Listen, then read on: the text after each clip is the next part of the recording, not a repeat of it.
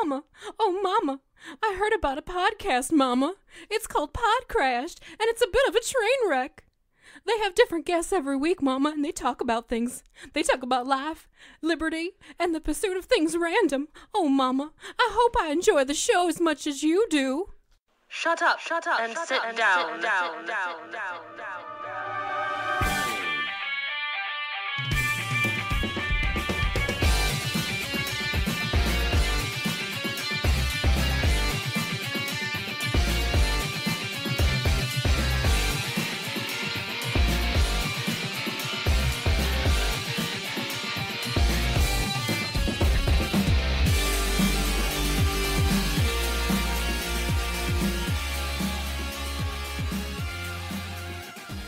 I was talking about drag queens the other day, and he came running out of the other room. What? Drag queens? And I was like, yes, my little dragon baby.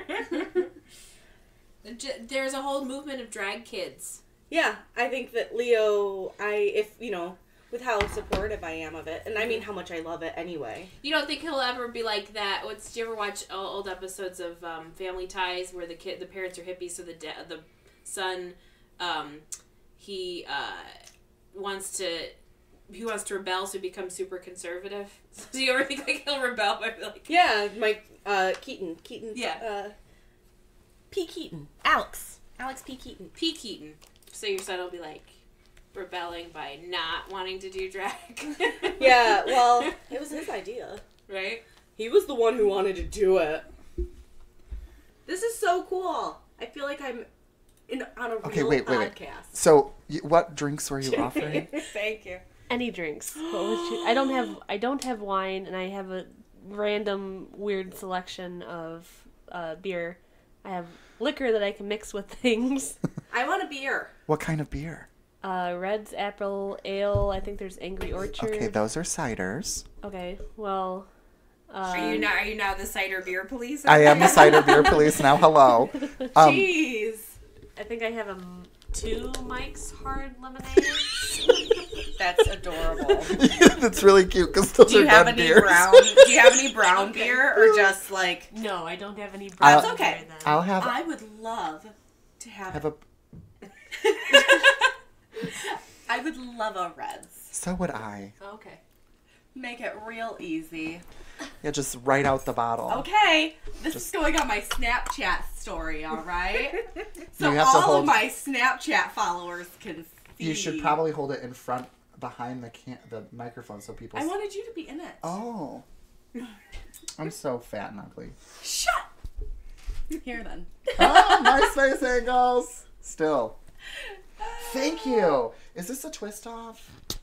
Yes. It certainly is. Thank you. I could hear that. I'm going to wait until we start just to open it because you could hear it. Have you heard of these things? You guys have never done this before. Things called headphones? No, have you heard of these things where I feel like we have this conversation where people like hearing the sounds of like ASMR. Yeah. Were we the ones talking about that? I mean, I've talked about that with people. Tommy brought it up to me for the first time. Have you seen the pickle lady? Tommy. No. She eats a pickle and it people, yeah. That's why I brought the popcorn. Because I was like, we're talking about movies and cinema, so we're eating popcorn. People love to hear people eat. There was also a survey online where you could pick your favorite sounds. Uh-huh. And one of the favorite sounds was 2 of the top sounds, and the survey results or whatever, were a beer can opening and the glug, glug, glug of it being poured out, and a wine cork. I like the sound of a wine cork. I can't make the noise. My mouth's really dry. That kind of sound. Yeah. I like the sound in when you watch old movies. Like when you watch old movies and they put the sound of people's feet walking. Like that clop of a high heel on a cement. I really like that sound. Or boot on wood. Boot on wood. Boot on wood. A boot. A boot. What's all this about? Alright, I'm ready. I'm actually not. Now I'm ready.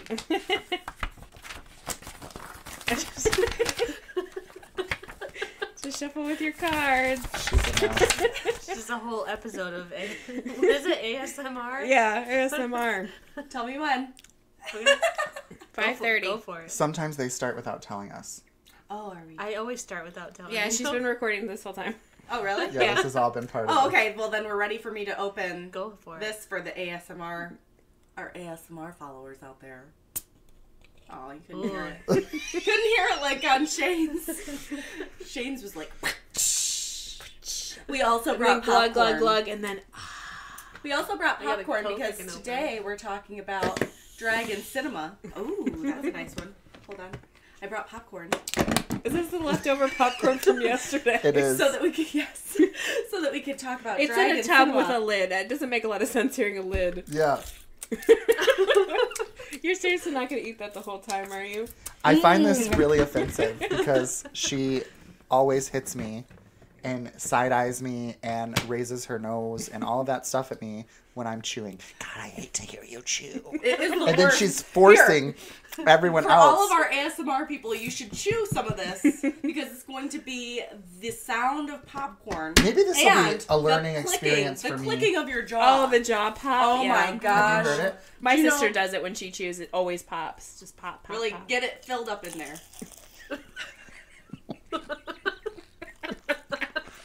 It doesn't...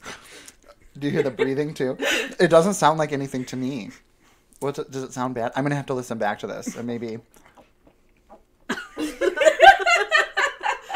Maybe it'll teach It's me a real something. good idea to have the both of you on at the same time. This Real is good where idea. we're really gonna blow up now. We're gonna become a household name thanks to this this duo right Those here. are the two that eat and drink on mic. Okay, take this away, because I will keep eating. Well, we wanted to hear your jaw pop, and we haven't yet. They'll be like, play us your classics. It just means you love eating popcorn. Do the popcorn bit. Okay, so introduce what's going on here, Anna. This is Okay. your podcast. Are you guys going to shut up long enough for me to introduce you? Because I was waiting. Politely, see, you were about me talking too much. This is going to be fun. No, this is going to be awesome. Welcome, welcome, welcome, welcome. Our guests today are Sheridan Hello. and Shane. Hi. Shane is a returning guest. Sheridan, it's the first time you've been here. Yay! Thank you for having me. Thanks for joining us. And it seems only fitting having the two of them here to talk about Dragon Cinema. Drag in Drag cinema. in cinema, Not Not Dragon Dragon Cinema. Cinema. We're not going to be talking about Rain of Fire or Ericon. yeah. Pete's Dragon. Pop the Magic Dragon. In cinema. the Magic yeah, Pop Dragon. the Magic Dragon. Yep, yep. Let's see. Dragon Heart. Oh, that's a good one. So this is actually a double feature where we're both talking about drag in cinema and Dragon Cinema. Oh, it's a missed opportunity. I didn't prepare any dragon. Isn't there one about like some underwater dragon? Oh, the Secret in Ness, the or, water. like the Loch Ness monster kind of thing. Is that an underwater dragon? It's some kind of dragonish creature. It doesn't Okay. breathe fire though, because it's underwater. Maybe it breathes water. I also prepared nothing for Dragon Cinema, so That's completely fine. All right. All right. Dragon Cinema. I can't say it without thinking of Dragon Cinema. Yeah. Drag. The art of drag in film. There we go. There you go. All right. So I figured I'd open it up with kind of a general, like, cross-dressing versus drag queens. Because you have Dragon Cinema, and you have it as a plot point of, like, someone has to dress in drag for some reason versus actual films about drag queens or people who do drag or that kind of a thing. Oh, okay. That's a nice distinction. yes. Right. So, I mean, obviously, it's safe to say that most well-known movies that contain any sort of drag, it's mostly cross-dressing for the sake of plot point, right? Right. Some like it Mrs. hot. Doubtfire. Mrs. Doubtfire. Connie and Carla. Connie and Carla. Even though that does have drag queens in it. Yeah, so that one like straddles the line. Right, Mhm. right. Yeah, yeah. So what are some of your favorite just essentially cross-dressing in movies. Well, since we already brought it up, Doubtfire's Yeah. Mrs. Oh, yeah. Doubtfire. Oh yeah, I grew up. It's a watching that classic. movie. Yeah. And it transcends, because a lot of these movies that we'll talk about today are like really niche, like either gay or gay friendly people will know them. You know, people who actually appreciate the art of drag will be like, oh yeah, that's a great movie. Hedwig and the Angry Inch. Right. No one, no straight person has probably been like, oh yeah, I love that movie. But Yeah. Doubtfire, Mrs. Doubtfire it transcends like all ages, all genders, all you know, Everyone. everyone. I used to watch it a lot when I was a child. Yep. Over and over again. I remember, this has nothing to do with what we're talking about, but I remember I remember being at a birthday party for my friend, and you know the quote, piss off, Lou? Yeah. I had no idea what he was actually saying, but I'm in like the second grade, I'm at a birthday party, and I'm like, piss off, Lou, and her mom was just like, what did you just say? Yeah. I was like, I don't know,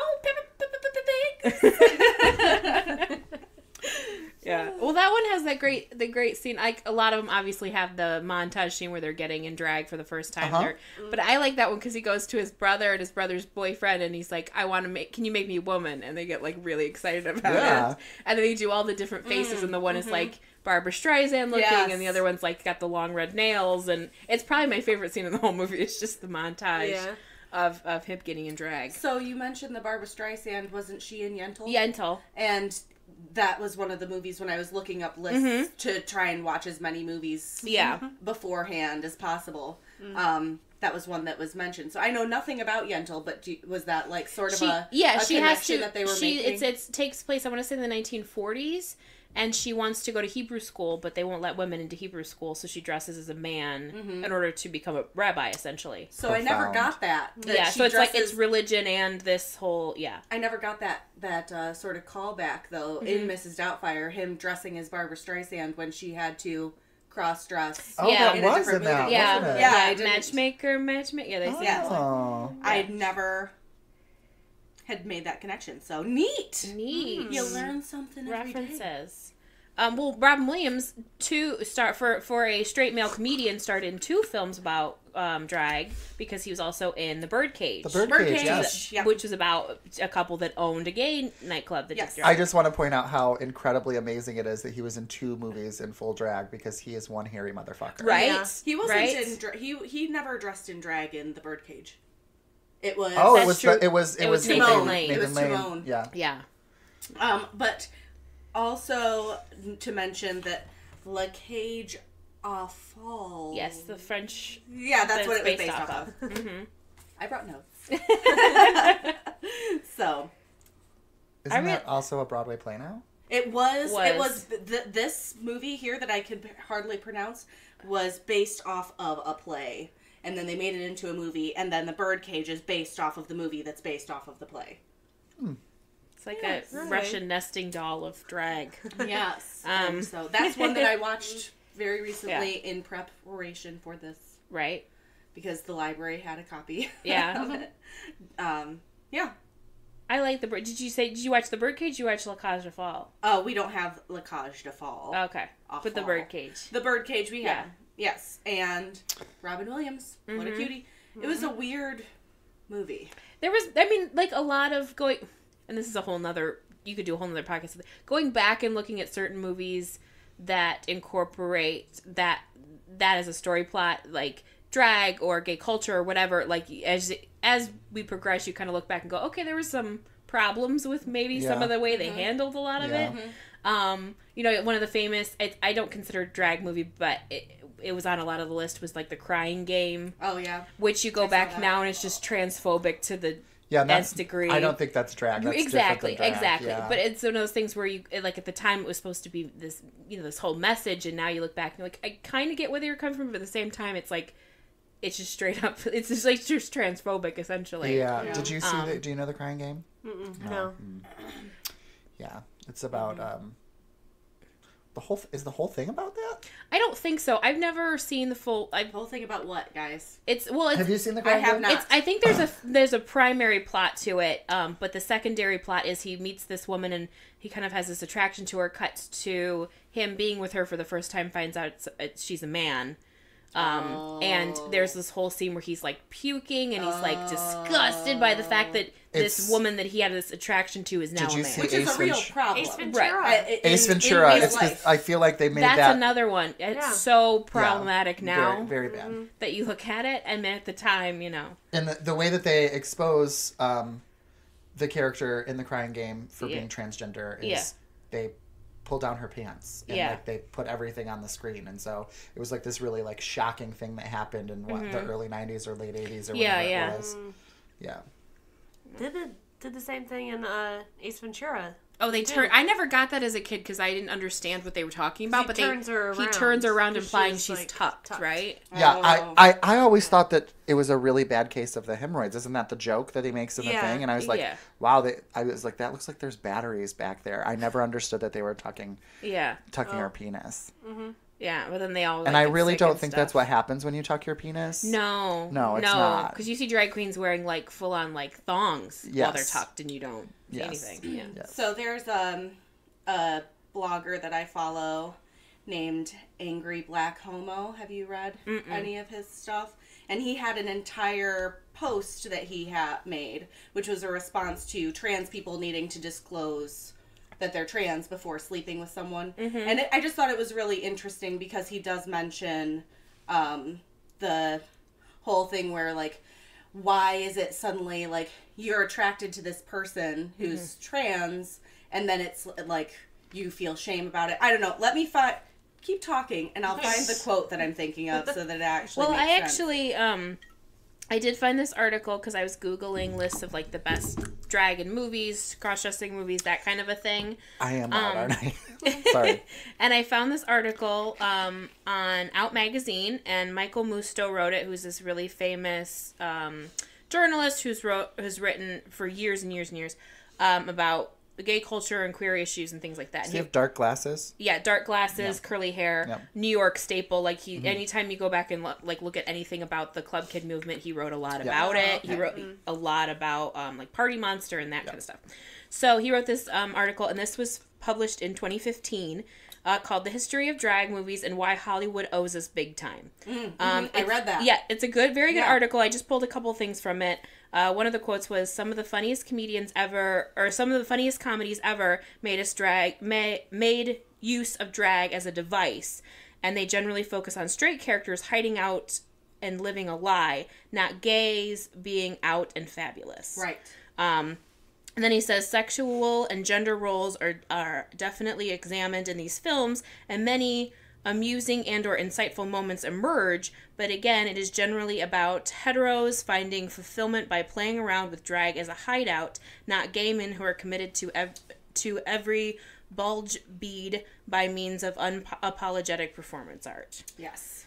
But the funny thing was, it's a good article. We'll have to post it when we post the episode, because he actually goes, and I was reading through it, and he references, I mean, it's mostly about drag and film, but he does reference, like, he calls out, like, the emerging, because we've had conversations about this, the emerging kind of pop culture and, like, trend of drag becoming more, like, mainstream.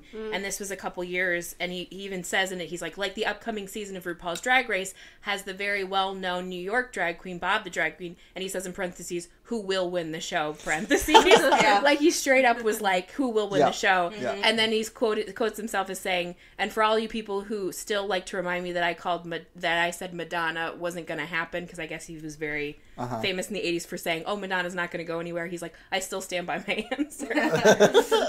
It's kind of funny because she's okay. Speaking of Madonna, we watched Paris is Burning last night. And I was almost angry because that's the only, like, I had never heard of voguing until Madonna.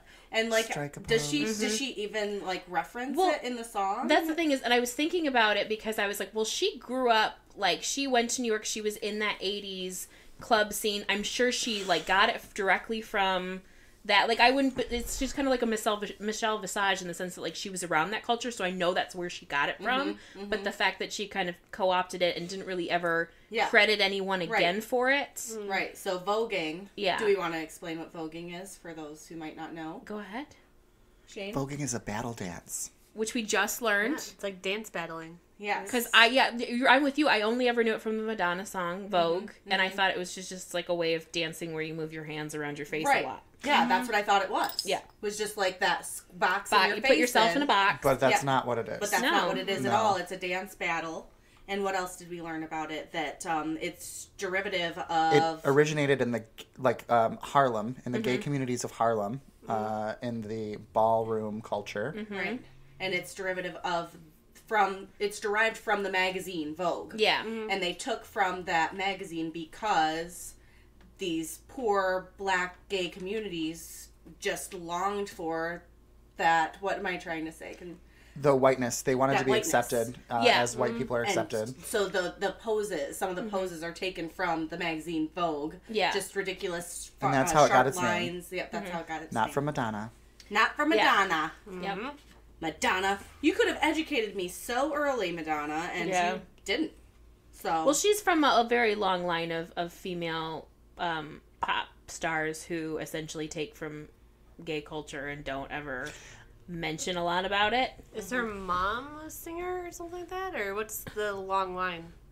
No, like she's kind of that Part of a group pop, of pop pop artists. culture. Or, pop, like we still see it now with a lot of pop stars, like your Katy Perry's and your. I mean, Lady Gaga's a little bit because she's very much eager to credit people, but she still even does it and doesn't necessarily say anything about it right away. Due, yeah. I feel like Lady Gaga's a little bit different. I don't know. Maybe it's because Lady Gaga was my Madonna. So here I am defending Lady Gaga. Yeah, Madonna wasn't enough because she wasn't our generation, so it's easy to look back and be like, oh, she kind of Right. I still adore Madonna, Yeah. which sue me, but I do. Yeah. Like she is part of gay culture. Yeah. Like a lot of gay people like basically Idolize. worship and idolize her. Yeah. But Lady Gaga was more my Madonna. Like she Yeah. was the new Madonna, and people even accused Lady Gaga of stealing from Madonna. Which is funny because it's like stealing from someone who stole from somebody who stole from somebody. Right, that's Yeah. just the way that it is. But I feel like Lady Gaga's a little bit different because she is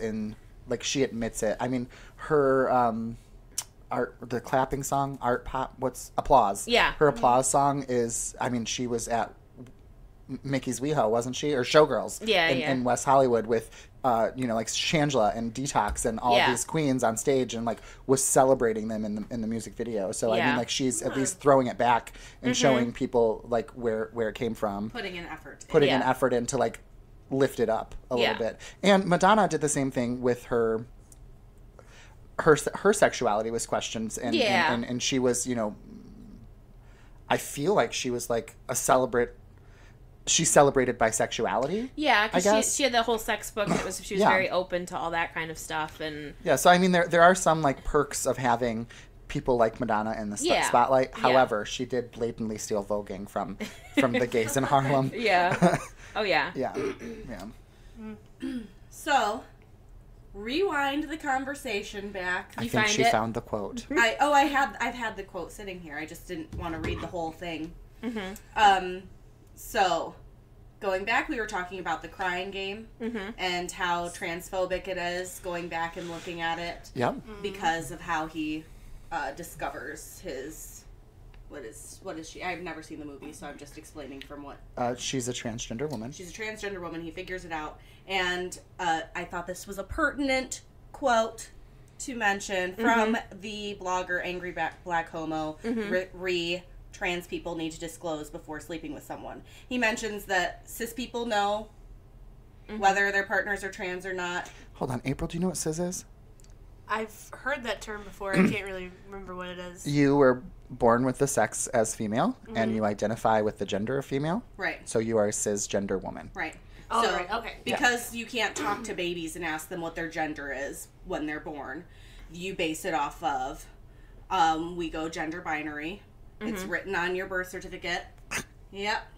You got a vagina, you're a female. And so, and people dress their children accordingly. It's actually a microaggression for me. But anyhow. Pink for girls, blue for boys. Which is a funny thing, too. Get boys It's trucks, get girls completely ballet reversed from what it arenas. used to be as well. Yeah. Like It started that out whole- different colors. Yeah. No, it started out with blue is a nice, soothing, feminine color. And Yeah. so blue was the color quote unquote for girls. Yeah. And then pink they thought was a masculine color, Yeah. so it was for boys. And I'm not sure Because it was based on It's red. true. When It's was true. that? And then it switched. It's all like it all came out of like marketing and stuff like that. Like people pushing like big clothing companies pushing these, like, we have to sell more kids clothes, because it started out and kids would be all in these like the same thing, white, just white dresses. It was easy to, white gowns. to bleach. You could reach up there and change, the, change the diaper. diaper. You didn't have to worry about anything. It was all a little dress for a child, you know. Yep. And this was for quite some time. And then people wanted to sell clothes, you know, like big companies Different clothes. You wanted don't to sell clothes. People to keep using the same bleachable white gown for all their babies. You can't make money off of that. So they started advertisements and said, very specifically, you have to buy pink clothes for boys and you have to buy blue clothes for girls. And then something changed. I'm not sure where or when it happened. Easily Googleable. Googleable. Yeah, so all of this stuff it's a lie. It's all a lie. Like a lot of things, it all comes back to marketing commerce plot. and marketing. Yeah. It really, All for truly. money. So I'm going to read a believe couple that. of sentences from this. What is the rating on this conversation? G? PG? Oh, I said 13? motherfucker a few minutes Yeah, ago. you So. can Did go, you? you can I go forgot. straight Sure R did. or even NC-17 if you like. Whoa! Okay. Damn near anything Well- you want. I will read this really quick. So, the argument is used so heavily, specifically because it gives us an easy out telling trans people that they need to disclose. Yeah. It gives us an easy out for not having to admit that we might actually find trans people attractive. One of your head-ass homeboys finds out you sleep with a trans person, starts calling you gay, and what's the go-to response? Playing ignorant and claiming you were tricked. It's also used for that bullshit trans panic defense to justify anti-trans violence, which is, yeah. Trans panic. Have you heard of that?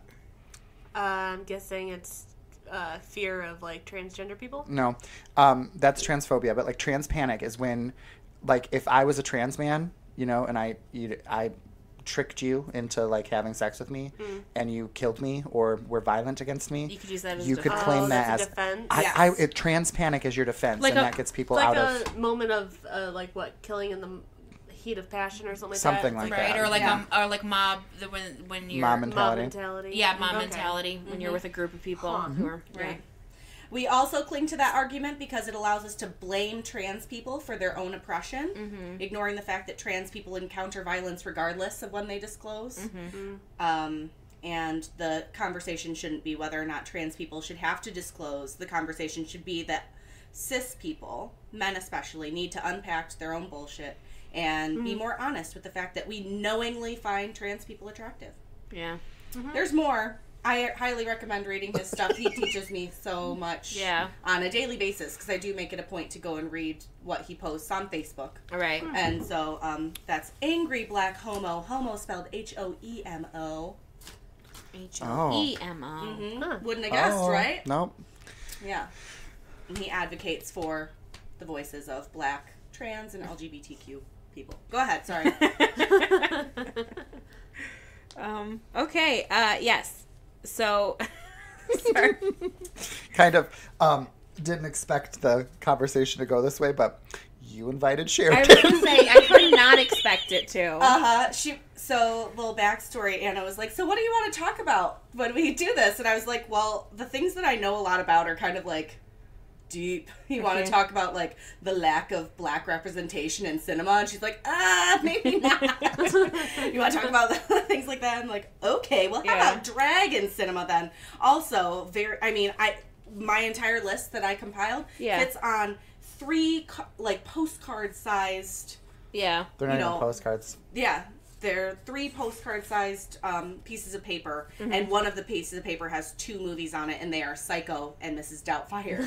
So, you know, Psycho being that, like, it has mental health issues and is dressing in his mother. There's a really good, the British Film Institute does a series where they talk to different people, writers, actors, celebrities, of just general people about specific topics relating to cinema, and they did an interview. They're like, you can find them online. They're like probably 15 to 20 minutes, and they did one with Sharon Needles, the well-known drag queen. Yes. Because she's a big fan of horror movies. She uses horror movies a lot in her drag and her performances. She'll dress up as characters from horror movies. And they talked to her about her favorite horror movies, and her favorite horror movie is Sleepaway Camp, which if you've never seen Sleepaway Camp, spoiler alert, I'm sure we've talked about it in this podcast before. It's this, so they go to this camp, everyone's dying, you don't know what's happening. Turns out it's the main girl, and it turns out she's not even a girl, she's a boy. Right. And she talks about in this interview how it's still her favorite horror movie, despite the fact that it's this, that they use that at the time was not typical, but like that thing of, oh, well, she was transgender or she was gay or something, and that was the reason she was crazy, or it was like a manifestation of her craziness was hiding her gender or changing her gender or whatever, which was a thing that was used a lot in film.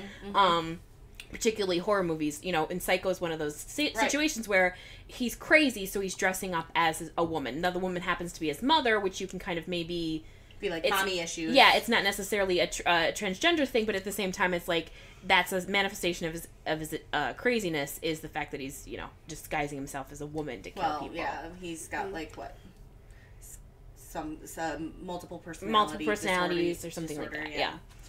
Yeah. So unfortunate, but what can you do? So since we mentioned Psycho too, I have a few other older movies, like beginning. Or not beginning, but earlier movies. The Bells of St. Trinian's was mentioned. Did you see this? No. I mean, did you see it on any of your lists? I know, I have not. So let me look up Bells of. It remembers that I was 1954 film. Okay. Starring Alistair Sim, and this is a big. This was a big deal because it was a well-known, you know, star who starred in Scrooge, playing the lead headmistress. Who is he in Scrooge? Scrooge. Oh, the Scrooge. Gotcha. Scrooge. He was Scrooge in Scrooge. Okay. Not Scrooged past tense, but just not the present Bill Murray tense. Movie, Present tense Scrooge. Okay. So that was. I know nothing about it. I didn't know if maybe you did. I never heard of it. Well, now you have, and we can all go ahead and research that. Well, the one I was going to mention was because when I was in college, there was a video store. Remember those kids? And Hollywood Video. It was an independent one, and they had a section which was called Cult Classic Films. So anything that was kind of like had a cult following or hard to put in. The Rocky Horror Picture Show must have been in that section. Right. So they had one, and it was called Glenn or Glenda. Oh, by Ed Wood. By Ed Wood, and yes. if you've seen the Ed Wood film, you can kind of know that he had his own things about dressing. Right, you're talking about the Ed Wood film with Johnny Depp. Yeah. Directed by the person who did Edward Scissorhands and what's his name? Oh shoot, Tim Burton. Tim Burton. Yes. Oh Thank yes. You. Wow. How did I get that before? So Glenn or Glenda starred Ed Wood, and but it was written and directed by Bela Lugosi. Really? Yes, and it's about this man who. It's Halloween, so he dresses up like he's Glenn, and he dresses up like a woman, calls himself Glenda, and he does this every Halloween for a couple years, and then one year Halloween ends, and he does it the next day, and it's about his kind of idea of like, to him it's not, they don't ever really talk about sexuality in it. He still has a girlfriend and all this kind of stuff, but to him he likes how women's clothes make him feel. Which sexuality is different from gender. Just pointing that out. Right. Yeah. Okay.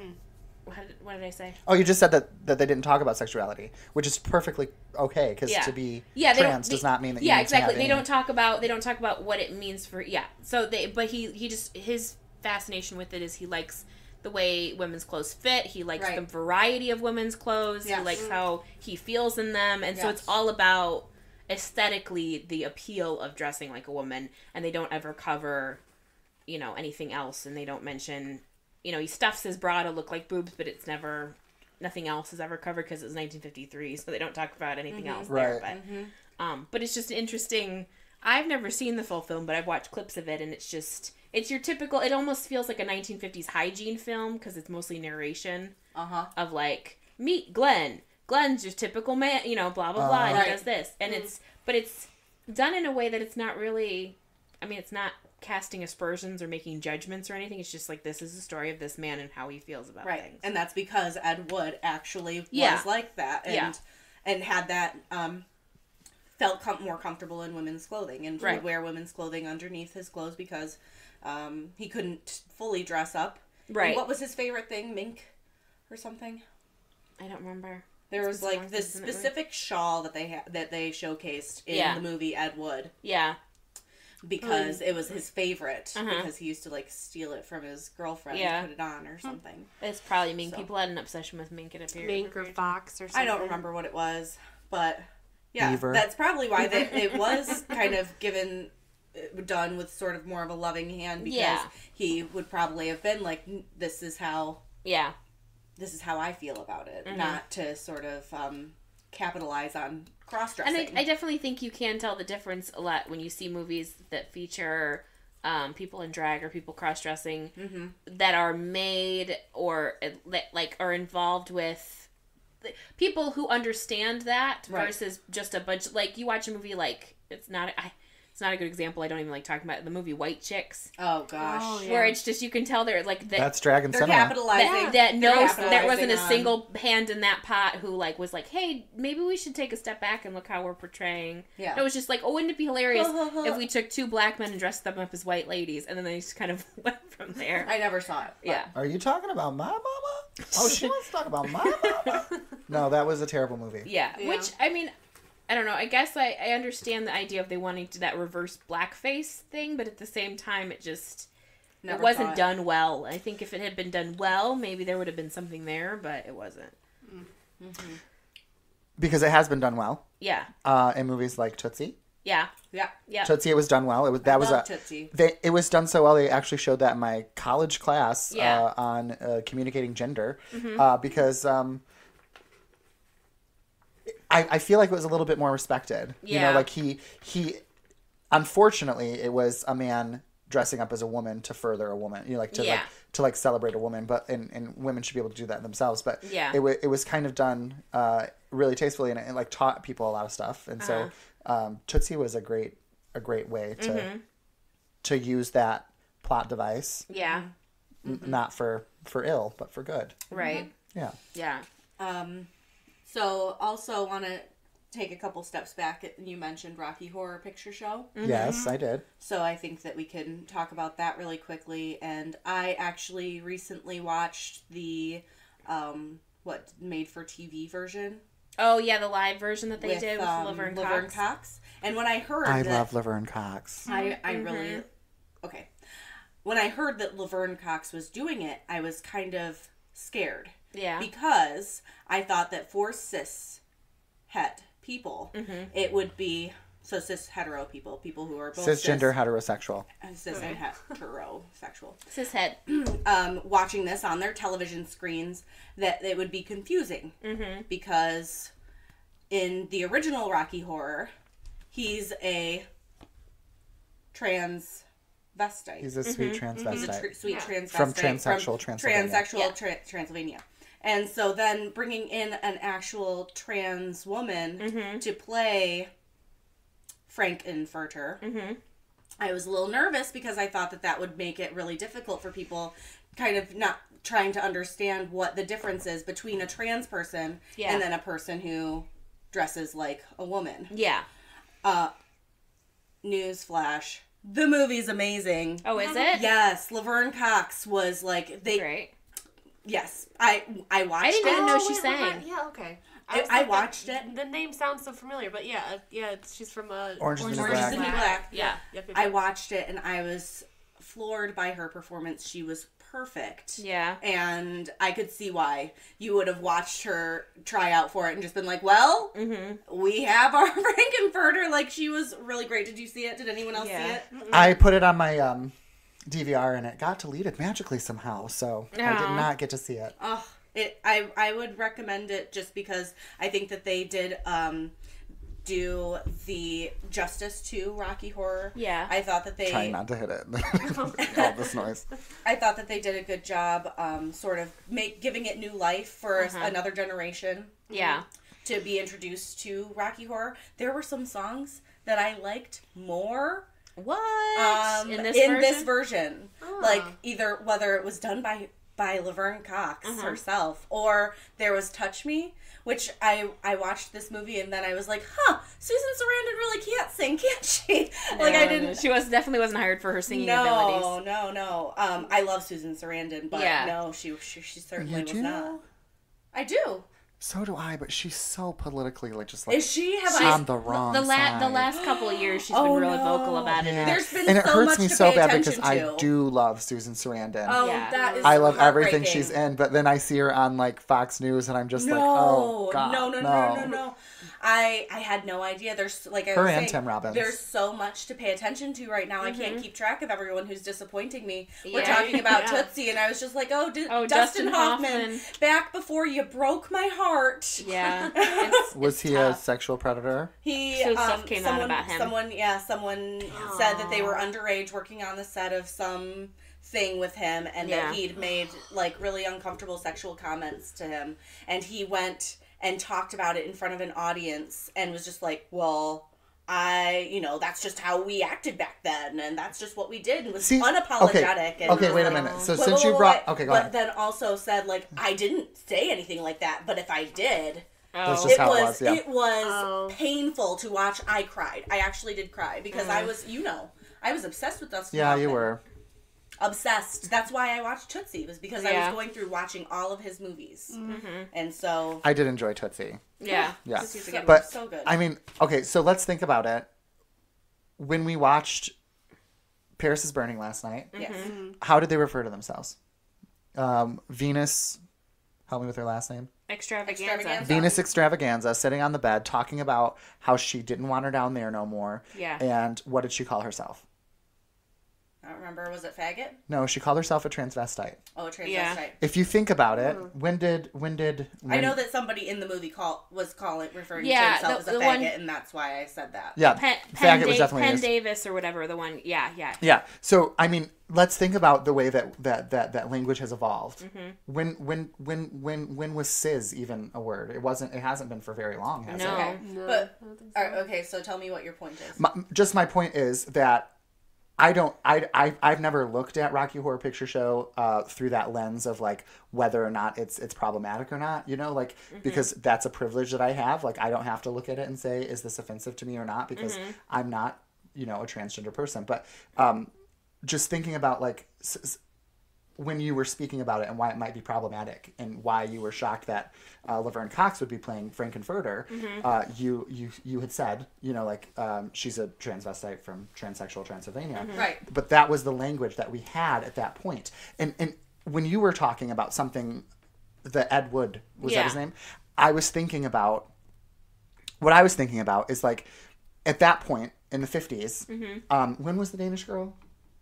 That was the 1940s, I think. Okay, so it's just now starting to actually like be something that people can like correct about themselves or not correct, but like to change or like enhance or whatever. Physically, so so to fit in with society. Right. Think about before, if we can go all the way back to like the gayness that you find in Shakespeare and Plato and all this stuff. Yeah. Because Plato's Symposium is like actually pretty gay. I don't know if you've read that, but like I haven't read it. There were not places for gay people even to exist. Yeah. There were not places for transgender people to exist and to be fully realized and to be fully like just like known and understood. So like thinking back, like how cool was it that Ed Wood made this video, no matter what, like film, where on the, what did I say? Video, whatever. Made this film about what he enjoyed, and he's starting to like carve out that place for people to be able to say, this is who I am, and this is what I. So there are a lot of problematic things when we look back, and we should definitely talk about those. Yeah. However, we have to think about what was available and what was like actually like what words, what space was available. Yeah. Right. And so. I'm not celebrating. Are we talking about Dustin Hoffman still? No. Oh, okay. That's where I thought you were going. No, I'm not defending Dustin Hoffman. I was like, saying, okay, where are we going? Because there is harassing of an underage girl. No. Is never okay. No, I was not defending Dustin Hoffman. That's just the way we were. Because she's giving me side eye the whole time, and I think I'm saying something really like smart and intelligent. And she's just like looking at me like she's gonna kill me. I'm like, what are you going to say to? No, I'm just saying like a lot of these films. I'm sorry. This is your.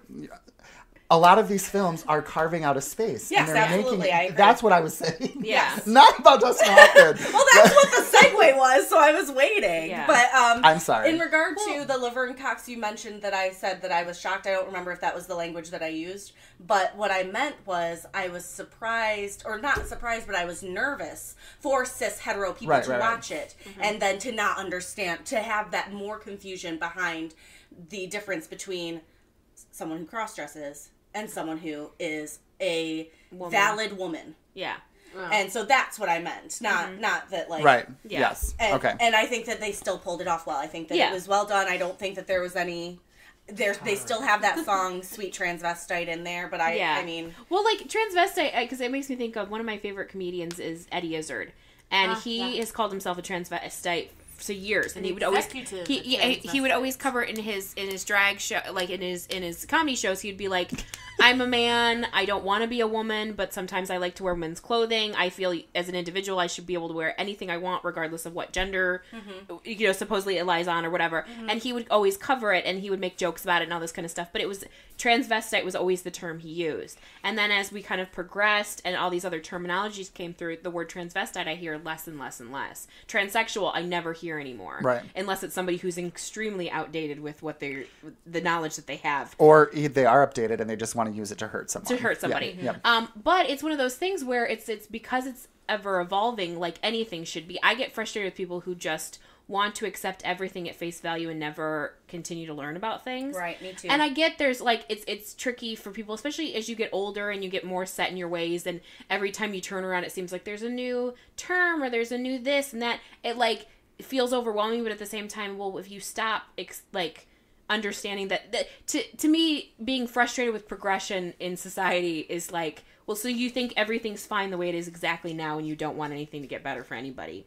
So it's one of those things where, everyone's constantly trying to educate themselves on the things that are coming up and the new ways of identifying and expressing yourself. And, like the last couple months when Courtney Act was on Big Brother UK, yes. Courtney Act, a famous drag queen from Australia, on RuPaul's Drag Race, but then was on Celebrity Big Brother, and she said a lot of stuff about, she's like, I am a gay man who is a drag queen, who is in this culture, and I'm still learning stuff and trying to figure it out, and I'm in the middle of it, and I still, every day something comes up that I'm like, oh, I never thought about it that way, or oh, that's a term I've never heard before. It's the same way with, I have a degree in diversity and understanding gender and sexuality. Yeah. And I still am constantly understanding, or learning new things. Right. Yeah. Even just from Sheridan and MC and people that are around me, I'm learning new words and new phrases and new understandings. Yeah. It's every day. It's never ending. There's nothing. Going back to what you were saying about how Paris is Burning, that was 1989, 1990,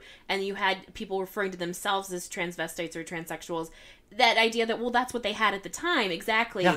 But progressing forward, it wouldn't necessarily be what we use now, where they'd be able to find some way. And like anything else, people just want to see them. We're in a society where we're so obsessed with pop culture and entertainment that people just want to see themselves represented in a positive way. Yes. That's all they want.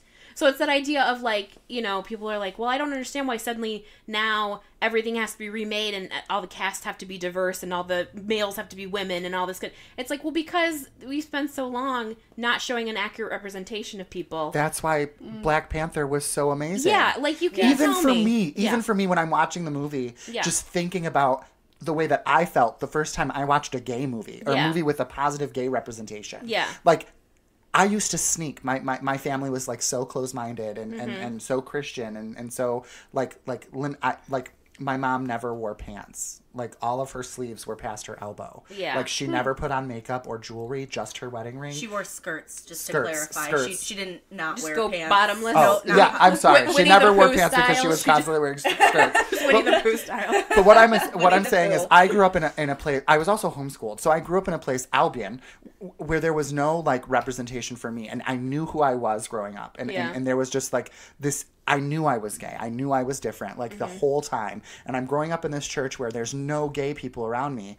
I'm seeing no gay people on TV, and then you have Ellen who comes out, and you have Will and Grace, and you have all these things that I would sneak and watch at night, you know, even just like not even good representations of homosexuality, like in the HBO TV show called Oz, where there's men in prison and they're gay out of necessity and just like whatever, like even those things would just give me this just like, I don't know, wherewithal where I could just be like, look at, there's me right there, you know? And so I'm thinking about this while I'm watching Black Panther, and I'm thinking about all of those little black boys and girls who have these amazing people in front of them now. Like Denai Gurira, who plays the head warrior or whatever. Yeah. And just how beautiful and amazing every representation is, you know, in the film. And it's hard not to cry and think back to when I was younger. Yeah. And just thinking like, where am I, you know? Yeah. Because I was nowhere, and I'm a white guy. Yeah, you know. And if you couldn't see a representation of yourself as a white guy, right? How does it feel to be like a minority person? You know, I am a minority because I'm gay, but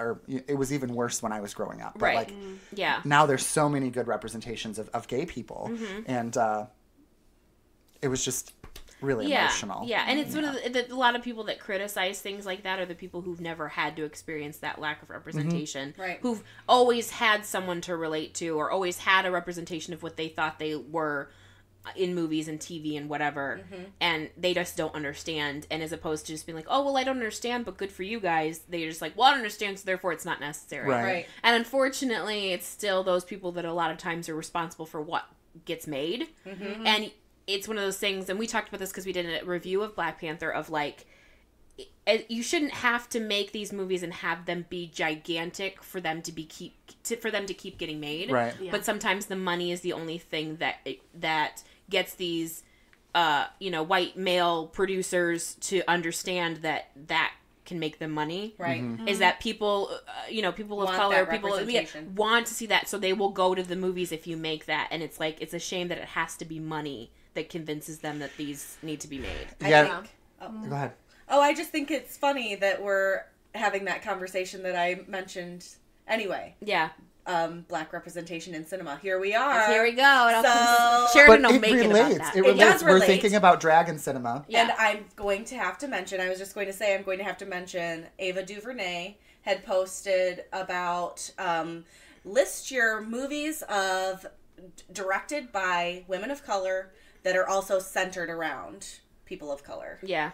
And there were, I think, 80-some movies that they came up with. Like, out of all of the movies that you've made, you've got books called 1,000 Movies to See Before You Die that they come out with a new edition every year. Yeah. And you've got, the AFI's top 100 movies of all time, and there's 80, maybe 84. Yeah. And a lot of these, you'd be like, okay, I've heard of this, or this is a movie, but can I find it anywhere? Where can I watch it? Yeah. Like, even nowadays where you can stream stuff online and stuff, how accessible are these movies? Speaking of non-accessible movies, we watched a short film last night called Walk With Me. Walk With Me. What was the director's name? I'm trying to ask.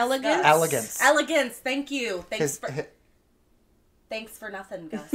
It was Elegance something. I had last name, but I don't remember. Yeah, Elegance. And it's this 20-minute movie. I'll look it up. Oh my gosh. And I feel like all of us had the same feeling. We're sitting on the edge of our seats, and it's about the ball culture in Harlem again, but it's like current instead of past. Right. So we watched it directly after. Sorry, it was called Walk For Me 2016, and it was by Elegance Bratton. Okay. Bratton. Okay. So by Elegance Bratton. Walk For Me, right? Yes. And it's an update. It's not an updated version of Paris is Burning, but it's like what is happening now in that scene, in that ballroom scene, with the there was an actress in it who was in Paris is Burning. Yes, and I can't remember her name. No, me neither. Sorry. But it was just so good. We were watching the movie, and the entire time, I'm just like on the edge of my seat and just waiting to see what's going to happen. And at the end, I don't want to give any spoilers away, but just that one word. Yeah. Mm-hmm. Just that one word, it just flushes you with emotion. Mm-hmm. And then it ended. And I was like, oh shit, I want more. 12-minute film. We're all like, oh, come on, where's the rest of it? Yeah.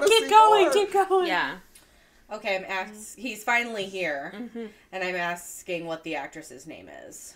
It was just a beautiful little movie. And it's sad to me because, like, I think we got it because Sheridan's friend Gus is... friends with the director Elegance. Yeah. And so the person who made the film and sent the link to Gus to see like it. a private link. It was a private link. So, like, I can't even tell you to, like, go Google it and find it online because I don't know if it's there. Yeah. And that's unfortunate because it was such a powerful little 12-minute movie. Yeah. Yeah. It was So good. Because, well, should we tell at least what it's, like, a little bit more about? Yes. Where it's a younger boy, and he's hiding the fact that he's, I don't know what you want to call it. He wants to be a drag queen. Or he's trying... We don't know. We don't know. Never what it is. defined. It's never defined. Yeah. But he sneaks out of the house, or he's not telling his mother where he's going. He's going to the drag show, the ball, and getting all done up, and he's out there.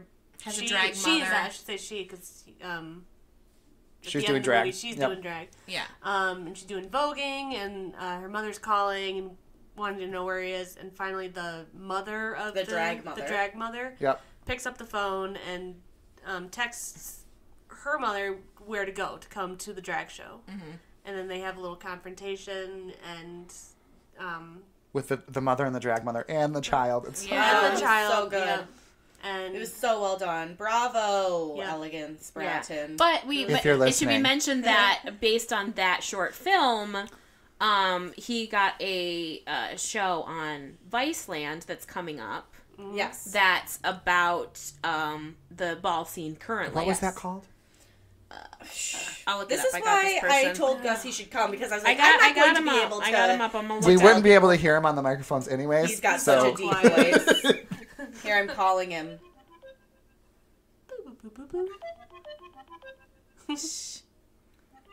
Oh my gosh, seriously? How long are you going to let this ring? Is it I at should work? be one ring and done. Answer my call. If it rings once, you'd better be... Oh my. Sheridan thinks very highly of herself. I sure do. Wow, So- okay, here he is. Wait. Hello? Hello? What was the question that we had? Gus, what's the show on Vice called by Elegance? My house. My House. My House. That's right. Starts on yes. Viceland April 25th, if April you're interested. 25th. oh, nice. Yes. Was there a different question that we had for him before I don't remember the actress's name. Oh, yeah. What's the actress's name that was in Paris is Burning and Paris Walk for Me. is Burning and Walk for Me? Oh, I'm not sure. I was trying to figure that out last night. She's not credited on IMDb, Oh. but I'm pretty sure she's from the House of Extravaganza. Is this the first time you've ever had a call in? Yeah. We're getting a call in right now from call- Gus. a call in that we're actually Gus gonna P keep. from. Go ahead, caller. Go ahead, caller number 1. Yes. So, Okay. Thank you, Gus. for- Bye, Gus. Bye, Monsieur. what did you have else in your book? Because I feel like we derailed. Oh, way that's okay. a It was. lot. I didn't really specify too much because I knew we were gonna talk a lot about different things. But I would be remiss if we did a whole episode on Dragon Film when we didn't talk about John Waters one. Thank Yes, you. I was just about to go there Yeah. too. Can we first point out that I did not do this on purpose. I just No, we didn't. We didn't. there I are saw this. flamingos all over my shirt, and there's Yes. flamingos all over Sheridan's Mine Sheridan's was shirt. very specific. I wore this shirt. The shirt that I'm wearing, I wore specifically, even though I knew nobody would see it except for the 4 of us. Yeah. I wore this shirt. It's Ginger Minge, also known from RuPaul's Drag Race, doing a John Waters Divine Look.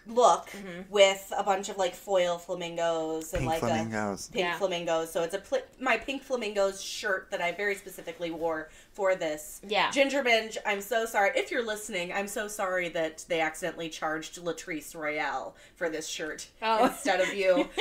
$40. Latrice got your $40. Yes, You I didn't know was- until we got the receipt, though. So I didn't Ginger, know. Yeah. I didn't know until get your I... $40 But from at the haters' Latrice. roast, she was tipped the most, so I think it balanced out because she went into the audience and was tipped. And the Oh, rest she of them was didn't really tipped do probably that. the They most. got, And like, there a were couple some ones. 20s. I Yeah. saw some 20s, and then she made fun of me for giving her $1. I was like, bitch, I just bought a $40 shirt from you. Yeah, but you gave it to Latrice. But I so- gave it to Latrice, so She it's all was even right. out. Okay, but yes, John Waters, to just clarify, I Yeah. have only seen Right. Pink Flamingos and Hairspray. Right. I haven't seen any of the other... Right. Which, I mean, I would, obviously I would recommend to everybody to watch his catalog just because they're really...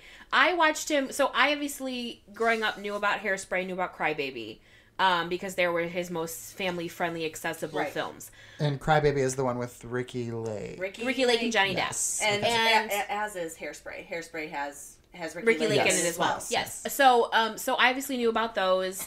I didn't know too much. Then when I went to film school, I started watching a lot of his films from a filmmaker's perspective, because he was like one of those people who just literally got a camera and a bunch of his friends, and they would drive around Baltimore and they would film places. They would get chased out of places. They would hide from cops. They would like do scenes where people walking naked down the street, and they would film until literally they were kicked out of places. Like guerrilla filmmaking. He would do this thing that granted now would be a human rights violation, where he would drive around Baltimore and ask homeless people if they wanted to make some money. They would get into his car. He would drive them to like the middle of the woods. They'd give him like a packed lunch, and they would make them be extras in their film for like 12 hours. And he's like, they never really complained. We gave them a place to hang out. We gave them some food, and then we would just drop them off back at the end of the day. But like these kind of, now you kind of look at it and you're like, oh boy. But it was one of those things where, so that's kind of what I got into John Waters, because of the filmmaker side of it. However, he was really amazing and profound, because his partnership with Divine, he put Divine in all these films where Divine wasn't playing a drag queen. Divine wasn't playing someone cross-dressing for a plot. Divine was playing a woman. Yes. He was playing the mother of a girl. He was playing the young girl who runs away from her house because her parents don't understand that all she wants is cha-cha heels, and they won't get them to her, so she literally runs away because she can't get the high heel shoes she wants. And they're really bizarre. There are moments of them where you're just like, what the hell is happening? But at the root of it, it's this wonderful, like, you know, it's these group of really bizarre people all, like, interacting with each other. Right. That just, you can't get anywhere. I would defy you to try to find another filmmaker who made a movie like a John Waters film. You can't. They're just so specifically him, and, you know, even if they don't make a lot of sense, you can still... Even the newer one, A Dirty Shame. Yeah, Dirty is Shame. like that as well. Yeah. Or like even the 90s ones like Dirty Shame or Pecker, where they're like Pecker, I forgot about Pecker. Pecker is such a good one, because again Christina Ricci, right? It's literally just like these people in this really bizarre town or group of just everybody's a character, everybody's slightly weirder than the other one, so no one's really weird because everybody's weird. But yeah, so I really love his movies for that reason. Or like Cecil B. Demented. Did you ever see that one? No. It's a bunch of you have Melanie Griffith, who's supposed to be this like she's not supposed to be Melanie Griffith, but she's supposed to be the equivalent of Melanie Griffith. She's like this A-list celebrity, and she shows up at this premiere, and they kidnap her, and it's all these like people that are obsessed with cinema, but they think cinema's selling out, and it's not being what it used to be, and so like they use her and they like kidnap her, and she like they force her to be in this movie they're making, and it's like. It's kind of like a Patty Hearst reflection, which is funny because Patty Hearst was in a lot of John Waters films. And she like really becomes friends with all of them. But it's like this really bizarre, and it's got all these people. Maggie Gyllenhaal's in it because it was made like mid to late 90s. Right. Christine Ricci's in it. Yes, Christina Ricci. Ricci. She's in Pecker. As in Pecker, not... I like Martha Plimpton in Pecker as his sister who works at the gay bar, and she's anti-teabagging. No teabagging at this bar. That's funny. Yeah. So, Christina Ricci. Yeah. I didn't realize I'd seen so many John Waters films. Yeah. I of course, have seen Pink Flamingos. Yeah. Which is super... Oh my gosh. Super something. That movie must have been, for the time when it came out, I just am trying to imagine going to the movie theater. Yeah. Well, I mean, And would you have gone to the watching movie that. theater? Because it has an NC-17 rating. So, Right. so it's... Well, he's... obviously, like, depends Yeah. in this, like, hypothetical situation, how old am I? Yeah. Right. Yeah. Well, it's really funny because if you ever, like, read any of the books he's written or, like, listen to any of his lectures, like, he's just as surprised that people have embraced his movies as a lot of mainstream is, because they're so niche and so bizarre. Oh, they are bizarre. And they definitely bizarre. so like he has this whole thing about how like he made these movies early on and people didn't understand him, but then they embraced him to the point where when he made Polyester, where it was Divine as a house mom, a house mother who her husband was cheating, her kids were all having their own problems, and she was just trying to hold it together, and then she meets this rogue kind of attractive man played by Tab Hunter, who was in his 50s at the time but was like a real like teen idol when he was in his prime, and he agreed to do this movie where his love interest was a man in a dress, which was really crazy that he would be as open to that in the late 80s or whatever, and it's about the affair that she has with him while this whole thing is going on. So it's like this family drama but wrapped up in this weird bizarre, like it's a dramatic, it would essentially be like a soap opera episode, except for the fact that all the details of it are really bizarre because her son is going around town and they dub him the Baltimore foot stomper because he goes around and just stomps on women's feet. That's funny. And like, I think I heard of that. Her sister, her daughter becomes obsessed with the Hare Krishnas and wants to be Hare Krishna. So it's like really bizarre details, but it's essentially a family drama. Right. Well, I loved Pink Flamingo, both Pink Flamingos and Hairspray. I loved them both, and yeah, I wonder how I would have felt about, because I feel like maybe even now I've been desensitized, even though I don't watch a lot of like wacky things. I still feel like growing up in the 90s, Nickelodeon has Ren and Stimpy on. Yeah. And there's fits because there's a lot of cross-dressing in that show. So I feel like I was a little desensitized, and I'm trying to imagine watching the movie for the first time. Yeah. When it came out. When it came out, when there wasn't... Have you heard of Pink Flamingos? I think I have. I haven't seen it. Okay, so I think... You're friends with Anna and you haven't seen Pink it? Flamingo. I have it on my Pretty shelf, much so you can watch it if you want. Almost everything that she tells me to watch, I actively Avoid watching for the longest time. Well, I didn't know. I didn't know anything about it except for Divine was in it. Yeah, and so the shocking things that are in the movie were truly shocking. Just a short synopsis. It's about Divine and Mink Stoll. Is that the actress's name? Yeah. They compete to be the filthiest people in wherever they're at. Well, Divine doesn't compete because she knows she is. Oh, she knows she is, but it's about finding the filthiest two groups person. trying to one up each other on what the gross stuff they can do. And just a few things. One of the guys is a flasher. He likes to show his thing all over town. There is sex with a chicken that is not simulated. Actual sex. That's what I was. I was shocked by. Divine blows her son. There's a scene where a guy talks out of his sings with his asshole. Oh my gosh. Divine. There's an uncut. The camera does not shy away where Divine picks up poop that comes. It shows the poop come out of the dog. Pooping. Divine picks it up and eats it. It is not acted. There's no cuts. It is not cut. It is the exact thing happening. Yes. Yeah. Oh my God, yes. why? It was. I have no idea why, but it's so great to watch. It was one of those things where they're like, what could we do? What can we get away with? Yeah.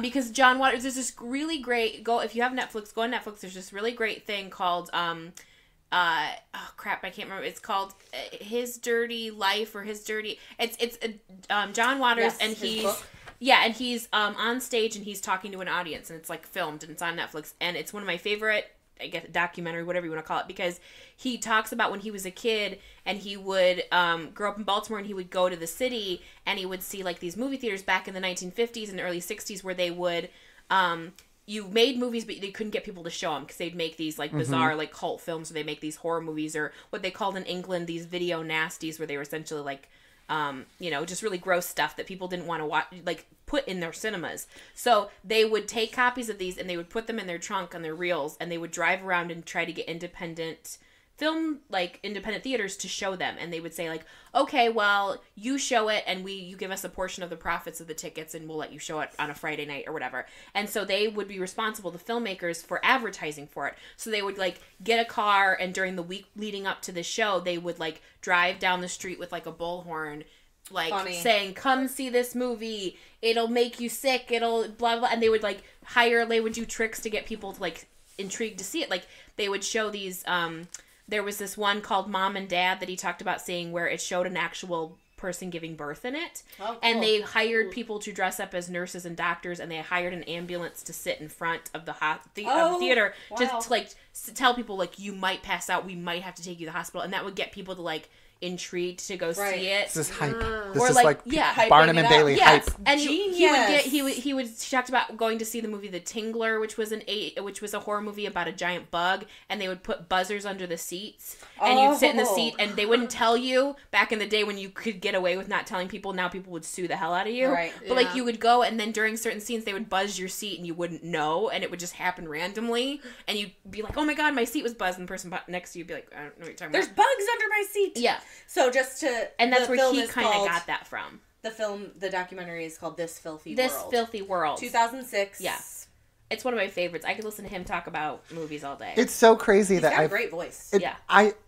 my John Waters like curiosity was a big secret. Yeah. Yeah, like even when I lived with you, I Yeah. think it was a big you secret. bought pink flamingos when we lived together. I bought pink flamingos when we lived together, and I don't know if I told you. We did not watch it together. We did not watch it together. I felt like I had to keep it a secret, but now Because it's filthy. But now that you're here, Anna, we can tell I the whole love it. world. We love John Waters. I was only regretful that I didn't discover him earlier because I think I would have. You ever like watch something or like read a book or do like something that was around when you were younger that you just never got when you were younger, Yeah. and wish like, man, if I had read this book or seen this movie or listened to this music 10 years ago, how much it would have kind of changed maybe your mental state or how you like. I felt that way about like drag culture. Yes. Watching RuPaul's Drag Race didn't happen until I was in college, and like had I known, I mean, I obviously knew who RuPaul was. Had Madonna in the Vogue song. Had I been aware of that to the degree that I am now, even 10 years, like, you know, prior or whatever, Right. How much it would have, you know, changed your me. life. Yeah. It's a shame. But Yep. It is a shame, and that's why we're telling all of you to go watch these movies. Yeah, support that. Right. Okay, Let's do so it. should we list off some of the other movies that, like the big ones that I haven't seen that I feel Just guilty. because we didn't get to talk about it in this hour-long thing. Right. I feel Just guilty about go not ahead. having watched The Adventures of Priscilla, Queen of the Desert, I already saw that one. and then The American Response to Wong Fu, Thanks for Everything, Julie Newmar. You haven't seen that one either? No, I haven't seen either of those. that one's really good. There's some jokes in there about the Chi-Chi character that may kind of make you roll your eyes a little bit. But it's all in good fun. They all read each other very much in the movie. Though I don't recall looking back at it now a lot of like drag terminology and a lot of like references at the time. So I don't know whoever wrote it how much information they had. I'm thinking there's got to be more Big ones? drag movies that I- we haven't mentioned. No, Hedwig is, we okay. looked at lots. We this talked is about here. but we talked about movies that were not on, or that were using drag as a plot device, and then we talked about having movies about drag queens, movies about drag queens just for like being drag queens, and one of those is Hedwig and the Angry Inch. We did not talk about that And enough. that's on here. Also, there it is. Also, I feel like Andy Warhol, one or two of his movies had a drag presence as well. Maybe Trash. What is the drag's name? Candy or Cherry? Oh. Cherry. Is that a drag? Candy. I can't remember because they did a documentary about her. Is that drag? Is that a drag in a I have movie? no idea what I you're talking about. think Andy Warhol movie. Never seen it. Also, Flawless is one that was mentioned. I don't know. in a lot of Flawless. Oh, that's Philip Seymour Hoffman Philip Seymour Hoffman. as a drag queen who lives near, and it's Robert De Niro. And they're Another like, one I've never seen. I want to say they're neighbors, and they start hanging out, and like one's a musician. I've never seen it either, but it's it's just him hanging out with Oh, and what about the Amanda Bynes?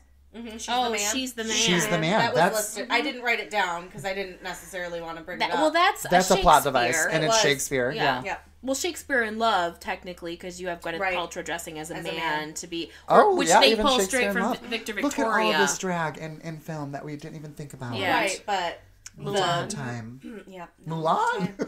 Yeah. Mulan. Uh-oh. Oh, Mulan. They're supposed to be making those new movies. The Disney one Yeah. that's been disappointment after disappointment. Yeah. Compared to Mulan. Yeah.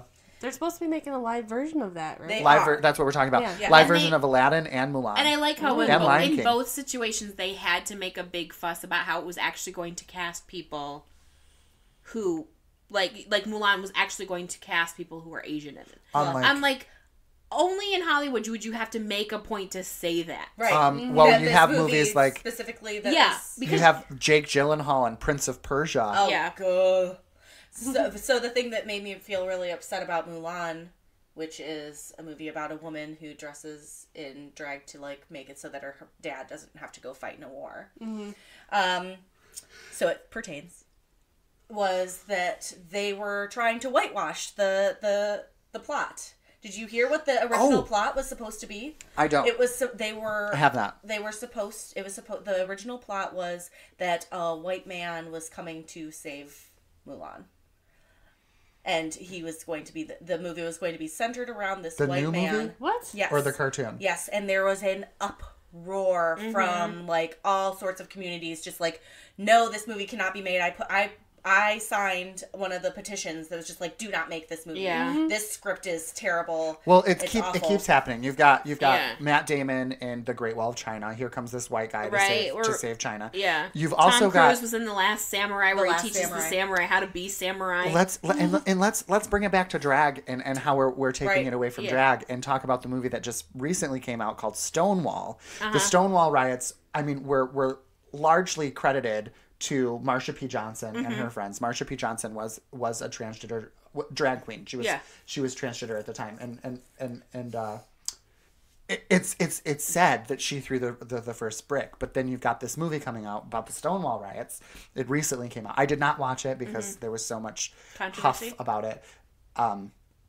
That has a young white twink throwing the first brick. Yeah. Because why is it for Marsha P. Johnson, a transgender woman of color, Yeah. doesn't sell tickets? Right. I hadn't heard anything about that. But You had not. No. Oh. There's, like I said, there's so much Yeah. to know right now that there are so many things I miss. Well, I mean, obviously, I can't know it all. I was super excited too about Stonewall because that's part of that's part of gay history and it's a big deal for a lot of people Yeah. who are gay, and I was like super excited to see this, and like the first thing I said was like, "Ooh, girl, Marsha P. Johnson," Yeah. super excited, and then I read an article and it says, "Where's she at?" Right. like Yeah. Right. So to bring it back just to really quick, the Mulan thing, they changed the script. Yeah. Just so that nobody's like, Oh. I'm really angry and now I have to... No, you don't. We did it for you. Well, Yeah. if they were gonna remake Mulan as a live action, wouldn't they just stick to the plot of the movie Of the movie. Mulan? You would think so. Yeah. Well, yeah, just put Eddie some, Murphy and a dragon. Yeah. That is a double dragon, Dragon cinema. Oh, dragon cinema. That Oh, tickled. we found the Venn diagram where they cross over. Mulan. And it is Mulan. Drag and dragon. Okay, so to wrap it up, just a couple more. We'll just run through a couple more specific drag queen movies. Priscilla, Queen of the Desert. Right there. Tu Wong Fu, which you already mentioned. Kinky Boots, which Kinky Boots. was a movie, then became a musical, right? Yep. Yes. Same with Hedwig. Same with Hedwig. La Cage aux Folles, Victor Victoria, The Birdcage, Connie and Carla, Flawless is on there. Torch Song Trilogy, which I'm not familiar with. Me neither, but it's on my Hedwig, list. Some Like It Hot, though again, they're not really drag queens. They just dress up for that. Anyway, Tootsie, Mrs. Doubtfire, All the Queen's Men. Did you ever see this movie? It had Eddie Izzard in it. Matt LeBlanc. They're soldiers. They have to dress up as women to go on and over enemy lines. I did see it. RuPaul's Drag Race is on the list, even though it's not a movie, as well as RuPaul's Drag U. Rocky Horror Picture Show, Rent, because of Angel. Just one of the guys. Let's One I see. have. Stage Beauty is another one. Wigstock, the movie, was on the Wigstock. list I Is found. Venus Boys on any of these? I didn't not have so it written far. down. Albert Nobbs was one that I had written down. Yeah, Albert Glenn Nobbs, Boys Close. Don't Cry. Star Booty. Boys Don't Cry, yeah. Outrageous. And the one that I forgot to write down but that I'd found was how big of a deal it was to have Cate Blanchett playing Bob Dylan. Oh, yeah. No, she wasn't somebody dressed up What was as that a movie man. called? She was playing Bob Dylan. So, What was that movie called? what is that movie called? I'm still here. I'm still here. I'm still here. I'm still here. Here I still am. Well, I know that April wants to wrap it up, and I have Thank to you pee. for having I have us to pee. this week. I do indeed have to pee, so it's perfect Is it every timing. week? Yeah. Thanks for having us this week, April. you, Thanks for talking about April. drag, even though it just like heaps coals on your head or something. What? I don't think she's enthusiastic about talking about drag every Well, time. I mean, it just kind of goes like, over my head, so... That's okay. That's why we talk about these things, because hopefully there are some people out there who will listen to this who will consider some of the things that we mentioned. And, you know, there's a lot about gender that we didn't talk about today. Mm-hmm. Write in the comments below if you'd like to hear me talk about. That was one of the things I was like, I could talk about gender if you want. I like how you think people listen to this, Sheridan. That's very sweet They of will you. now. Thank you guys so much for joining us. Yeah. Thanks for having us.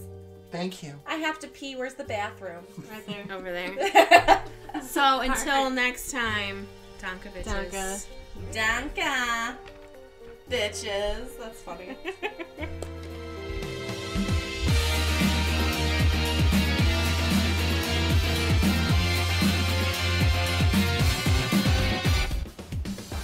Thanks for listening to Podcrashed. Follow us on Facebook, Instagram, and Twitter at Podcrashed Podcast. You can also check out our website at www.podcrashed.wordpress.com. Email us at podcrashed@gmail.com. We promise to answer your questions. Theme song is by Creo. New episodes come out on Tuesdays. And as always, Donka bitches.